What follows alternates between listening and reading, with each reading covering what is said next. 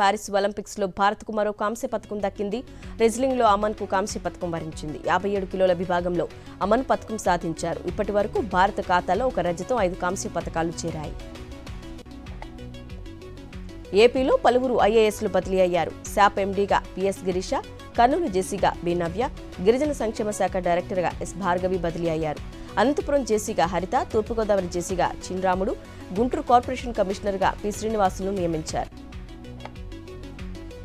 నంద్యాల జిల్లా సీతారామపురంలో దారుణ హత్యకు గురైన పెద్ద సుబ్బారాయుడు కుటుంబాన్ని పరామర్శించారు వైఎస్ఆర్సీపీ అధినేత వైఎస్ జగన్.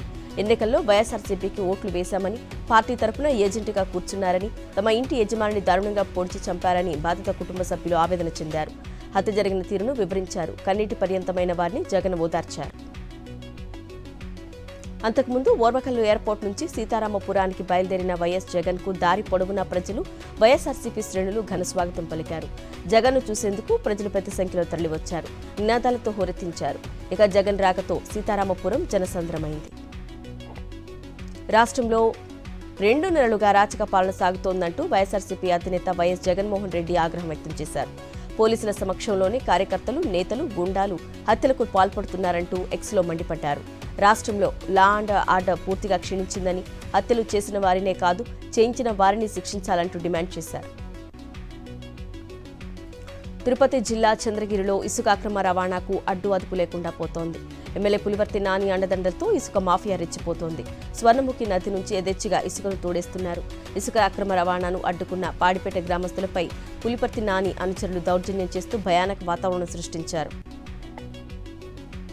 వైఎస్ జగన్ చొరవతోనే మేం ప్రశాంతంగా ఉన్నామని ప్రకాశం బ్యారేజ్ దిగువన ఉండే కృష్ణలంక వాసులు సంతోషం వ్యక్తం చేస్తున్నారు. రిటర్నింగ్ వాళ్లు నిర్మించక ముందు కృష్ణానదికి వరద పెరిగితే బిక్కుబిక్కుమంటూ కాలం గడపాల్సిన పరిస్థితి ఉండేది.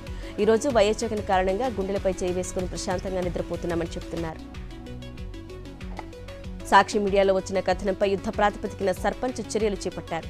ఏలూరు జిల్లా నూతనగూడెం మండల ప్రజాపరిషత్ పాఠశాల నీట మునిగింది. బడిలో నీరు, గుడిలో విద్యార్థులు అనే వార్త సాక్షి మీడియాలో రావడంతో వెంటనే స్పందించారు. సర్పంచ్ ఆదేశాలతో యుద్ధ ప్రాతిపదికన వరద నీరు బయటకు వెళ్లే విధంగా ఏర్పాటు చేశారు. సీఎం చంద్రబాబుపై మాజీ ఎంపీ చింతామోహన్ మండిపడ్డారు. టీటీడీలో ఉన్నత పదవులు అన్ని చంద్రబాబు సామాజిక వర్గానికి చెందిన వారికి ఇస్తున్నారని ఆరోపించారు. బ్రేక్ దర్శనాలకు జారీ చేస్తున్న టికెట్లపై పారదర్శకత కొరవడిందన్నారు. విజయవాడలో అంబేద్కర్ విగ్రహంపై దాడిని చింతామోహన్ ఖండించారు. నాగార్జున సాగర్ నియోజకవర్గంలో మంత్రులు ఉత్తమ్, తుమ్మల, మండలి చైర్మన్ గుత్తా సుఖేందర్ రెడ్డి పర్యటించారు. హైదరాబాద్ తాగునీటి అవసరాల కోసం పెద్ద ఊర మండలం సుంకిశాలలో నిర్మిస్తున్న ప్రాజెక్టు రిటైనింగ్ వాల్ కూలిపోవడంపై ఆరా తీశారు. రిటైనింగ్ వాల్ కూలిపోయిన ప్రదేశాన్ని ఇంజనీర్లతో కలిసి పరిశీలించారు. రంగారెడ్డి జిల్లా మొయినాబాద్లోని ఓ ఆసుపత్రిలో ఆపరేషన్ వికటించి మహిళ మృతి చెందడంతో బంధువులు ఆందోళనకు దిగారు. అమడపూర్కు చెందిన సావిత్రి జారీ కాలు విరగడంతో ఆసుపత్రిలో చేరారు. వైద్యులు చేసిన ఆపరేషన్ వికటించి కోమాలోకి వెళ్లింది. ఆసుపత్రి సిబ్బంది విషయం దాచిపెట్టి చివరకు మరణించిందని చెప్పడంతో బంధువులు ఆగ్రహం వ్యక్తం చేశారు. ఏలూరు జిల్లా జంగారెడ్డిగూడెంలో ఓ కిరాణా షాపుపై సివిల్ సప్లై, రెవెన్యూ, పోలీసు అధికారులు సంయుక్త దాడులు నిర్వహించారు. 17 వంట గ్యాస్ సిలిండర్లు, 17 క్వింటాల రేషన్ బియ్యం, 60 పంచదార ప్యాకెట్లు, 2 వేయింగ్ మిషన్లు స్వాధీనం చేసుకున్నారు. తూకంలో తేడాలు రావడంతో వేయింగ్ మిషన్లను సీజ్ చేశారు. ఉన్నత విద్య ద్వారానే పేదరిక నిర్మూలన సాధ్యమన్నారు గుంటూరు కలెక్టర్ నాగలక్ష్మి. ప్రపంచ ఆదివాసీ దినోత్సవం సందర్భంగా జరిగిన వేడుకల్లో కలెక్టర్ పాల్గొన్నారు. నేటి పోటీ ప్రపంచంలో విద్యార్థులు అన్ని రంగాల్లో ముందుండాలన్నారు. మహనీయుల జీవితాలను స్ఫూర్తిగా తీసుకోవాలని విద్యార్థులకు సూచించారు. పిఠాపురం నియోజకవర్గంలో స్కూల్ కమిటీ ఎన్నికల్లో పలుచోట్ల ఘర్షణ వాతావరణం చోటు చేసుకుంది. కొన్ని ప్రాంతాల్లో పోటీ చేసే అభ్యర్థులను వైఎస్ఆర్సీపీ నేతలుగా భావించి అధికార పార్టీ నేతలు అంగీకరించలేదు. మరికొన్ని ప్రాంతాల్లో జనసేన, టీడీపీ అభ్యర్థుల మధ్య వివాదం తలెత్తింది. శ్రీకాకుళం జిల్లా కాశీబుగ్గలో అంబేద్కర్ విగ్రహం దగ్గర మాజీ మంత్రి సీదిరి అప్పలరాజు నిరసన తెలిపారు. విజయవాడలో అంబేద్కర్ మహాశిల్పం వద్ద శిలాఫలకాన్ని ధ్వంసం చేయడం టీడీపీ గుండాల హేయమైన చర్య అని విమర్శించారు. రాష్ట్రంలో టీడీపీ ఆటవిక పాలన నడుస్తుందని మాజీ మంత్రి ఆదిమూలపు సురేష్ మండిపడ్డారు. విజయవాడలో అంబేద్కర్ విగ్రహంపై దాడికి నిరసనగా ప్రకాశం జిల్లా సింగరాయకొండలో అంబేద్కర్ విగ్రహానికి పాలాభిషేకం చేశారు. హామీలను అమలు చేయలేక ప్రజల దృష్టిని మరలించడానికే దాడులు చేస్తున్నారని ఆరోపించారు. వైఎస్ఆర్ జిల్లా బద్వేలులో వైఎస్ఆర్సీపీ నాయకులు నల్ల బ్యాడ్జీలతో భారీ నిరసన ర్యాలీ నిర్వహించారు. MLA Dasari Sudha, MLC DC గోవిందరెడ్డితో పాటు పార్టీ శ్రేణులు అంబేద్కర్ విగ్రహానికి పాలాభిషేకం నిర్వహించి నివాళులు అర్పించారు. అల్లూరు సీతారామరాజు జిల్లా అరకులో ప్రపంచ ఆదివాసీ దినోత్సవ వేడుకలు ఘనంగా నిర్వహించారు. ఎన్టీఆర్ గ్రౌండ్ నుండి అంబేద్కర్ విగ్రహం వరకు గిరిజన సంప్రదాయ నృత్యంతో భారీ ర్యాలీ నిర్వహించారు. రాజ్యాంగంలో పొందుపరిచిన గిరిజనుల హక్కులను తూచా తప్పకుండా అమలు చేసి ఇకపై అభివృద్ధి పదంలో నడిపించాల్సిన బాధ్యత ప్రభుత్వాలదేనని పలువురు అభిప్రాయపడ్డారు.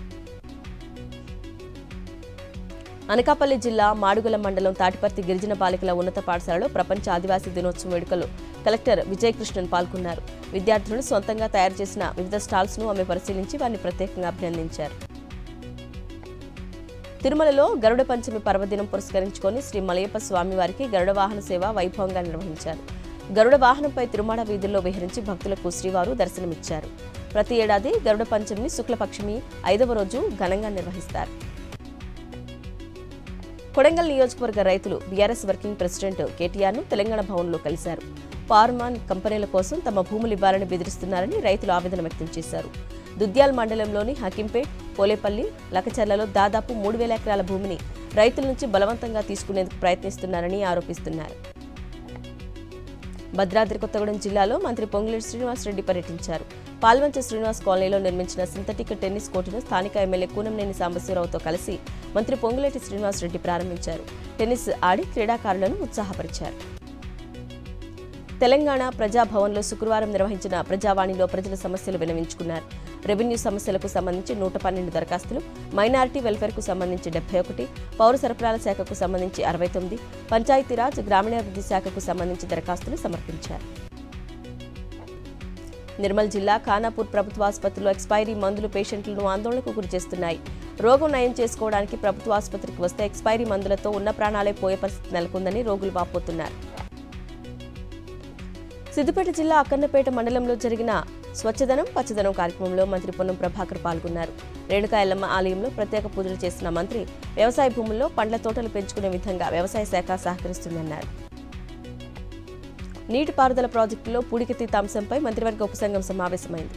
మంత్రి ఉత్తమ్ కుమార్ రెడ్డి అధ్యక్షతన సమావేశమైన కేబినెట్ సబ్ కమిటీ పలు నిర్ణయాలు తీసుకుంది. ప్రాజెక్టుల పూడికతీత కేంద్రం అనుమతులు ఇచ్చిందని, ప్రాజెక్టులకు ఎటువంటి నష్టం జరగకుండా ఉండేలా పూడికతీత పనులు చేపట్టాలని నిర్ణయించారు. గుమ్మడికాయ దొంగ అంటే భుజాలు తడుముకున్నట్లుగా కేటీఆర్ వ్యవహరిస్తున్నారని మంత్రి కొండ సురేఖ ఆరోపించారు. రాష్ట్రానికి పెట్టుబడుల లక్ష్యంగా సీఎం రేవంత్ రెడ్డి అమెరికాలో పర్యటిస్తున్నారు. గతంలో బీఆర్ఎస్ అధికారంలో ఎంఓయూలు చేసుకున్న కంపెనీలు అన్ని బోగస్ పంపిణీలని విమర్శించారు. సీతారామ ప్రాజెక్టు పనులను మంత్రి పొంగులేటి శ్రీనివాసరెడ్డి పరిశీలించారు. ప్రాజెక్టు వద్దకు వెళ్లే దారి బురదగా ఉండడంతో మంత్రి ట్రాక్టర్ పైకెక్కి ప్రాజెక్టు వద్దకు వెళ్లారు. నెలలోపు రైతుల పంటలకు గోదావరి జలాలను ఇస్తామని ప్రభుత్వం హామీ ఇచ్చిందని, ఆ మేరకు పనుల్లో వేగం ఉండాలని మంత్రి ఆదేశించారు. ముఖ్యమంత్రి సహా మంత్రులెవరూ రాష్ట్రం పట్ల చిత్తశుద్ధితో పనిచేయటం లేదని బీఆర్ఎస్ ఎమ్మెల్యే జగదీష్ రెడ్డి విమర్శించారు. జల్సాల కోసం మంత్రులు పర్యటనలు చేస్తున్నారన్నారు. సబ్ కమిటీల పేరుతో కాలయాపన చేస్తున్నారని జగదీష్ రెడ్డి ఆరోపించారు. రంగారెడ్డి జిల్లా నలందనగర్ సంజీవని హిల్స్ లో చోరీ జరిగింది. ఇంటి తాళాలు పగలగొట్టి 40 తులాల బంగారం, 5 లక్షల నగదు, వెండి ఆభరణాలు దొంగిలించారు. ఫంక్షన్ కు వెళ్లొచ్చేసరికి ఇంటిని దోచుకుపోయారు. బాధితుడు రాజేష్ రాజేంద్రనగర్ పోలీసులకు ఫిర్యాదు చేశారు. నిర్మల్ జిల్లా బైంసాల్లో ఏఎస్పీ అవినాష్ కుమార్ విలేకరుల సమావేశం ఏర్పాటు చేశారు. జూన్ 9న ద్వారకానగర్, నేతాజీ నగర్లోని 3 ఇళ్లలో 3 వ్యక్తులు చోరీలకు పాల్పడ్డారు. ఈ కేసులో ఒకరిని అదుపులోకి తీసుకుని 10,000 నగదు స్వాధీనం చేసుకున్నామన్నారు. విశాఖపట్నంలోని మధురవాడలో దొంగలు బీభత్సం సృష్టించారు. ఓ ఇంట్లో నుంచి 8 తులాలకు పైగా బంగారం, 1,50,000 నగదు, వెండి వస్తువులు మాయం చేశారు. బాధితులు పోలీసులకు ఫిర్యాదు చేశారు. రంగంలోకి దిగిన పోలీసులు నిందితుల కోసం గాలిస్తున్నారు. భూపాలపల్లి జిల్లా కేంద్రంలో దోపిడీ దొంగలు బీభత్సం సృష్టించారు. బీసీ కాలనీ వెంగళరావు వెంచర్లలోని బొమ్మకంటి పవన్ ఇంట్లో చోరీ సంఘటన చోటు చేసుకుంది. 12 తులాల బంగారం, 16 తులాల వెండి, 40,000 నగదు ఎత్తుకెళ్లినట్లు బాధితుడు భూపాలపల్లి పోలీస్ స్టేషన్లో ఫిర్యాదు చేశాడు. జగిత్యాల జిల్లా మెట్పల్లి పోలీస్ స్టేషన్లో ఓ మహిళ పట్ల ఏఎస్ఐ హెడ్ కానిస్టేబుల్ వ్యవహరించిన తీరు పలు విమర్శలకు దారితీస్తోంది. పోలీస్ స్టేషన్కు వచ్చిన మహిళపై ఏఎస్ఐ లాఠీ జులిపించగా హెడ్ కానిస్టేబుల్ చేతితో కొట్టి స్టేషన్ నుంచి పంపించారు. ఏఎస్ఐ హెడ్ కానిస్టేబుల్ కొట్టడం విమర్శలకు దారితీసింది. హైదరాబాద్లో అక్రమంగా గంజాయి సరఫరా చేస్తున్న వారిపై ఎక్సైజ్ పోలీసులు కుపాదం మోపుతున్నారు. నగరం నడిబొడ్డున 10,640 కేజీల గంజాయి స్వాధీనం చేసుకున్నారు. గంజాయిని స్వాధీనం చేసుకోవడమే కాక పలువురు నిందితులను అరెస్టు చేశారు. కర్నూలులో ఈ నెల 7వ తేదీన జరిగిన వాచ్మెన్ శివ హత్య కేసులో పోలీసులు నిందితులను అరెస్టు చేశారు. కర్నూలు నగరంలోని 1వ పట్టణ పోలీస్ స్టేషన్ పరిధిలో వాచ్మెన్గా పనిచేస్తున్న కురవ శివను, ఖండేరి వీధికి చెందిన షేక్ రఫీక్ హత్య చేసినట్లు కర్నూలు డీఎస్పీ బాబుప్రసాద్ తెలిపారు. సూర్యాపేట జిల్లాలో దొంగతనాలకు పాల్పడుతున్న నిందితులను పోలీసులు అరెస్టు చేశారు. వారి నుంచి 30 లక్షల విలువ గల 35.4 తులాల బంగారం, 10 తులాల సిల్వర్ ఆభరణాలు, 6 మొబైల్స్, 3 ద్విచక్ర వాహనాలు స్వాధీనం చేసుకుని రిమాండ్కు తరలించారు. పార్టీలో క్రియాశీలకంగా పనిచేస్తున్న 2 మావోయిస్టులు పోలీసుల ఎదుట లొంగిపోయారు. భద్రాద్రి కొత్తగూడెం జిల్లాలో పోలీసులు ప్రవేశపెట్టిన చేయూత పథకానికి ఆకర్షితులై లొంగిపోయినట్లు మావోలు తెలిపారు. మావోల బెదిరింపులు భరించలేక చాలా మంది లొంగిపోతున్నారని పోలీసులు తెలిపారు. రాజన్న సిరిసిల్ల జిల్లా తంగళ్లపల్లి శివార్లో గంజాయి రవాణా చేస్తున్న 2 వ్యక్తులను పోలీసులు అరెస్టు చేశారు. మరొకరు పరారీలో ఉన్నారు. వారి వద్ద నుండి 3 కిలోల గంజాయి, 2 మొబైల్ ఫోన్లను స్వాధీనం చేసుకున్నారు.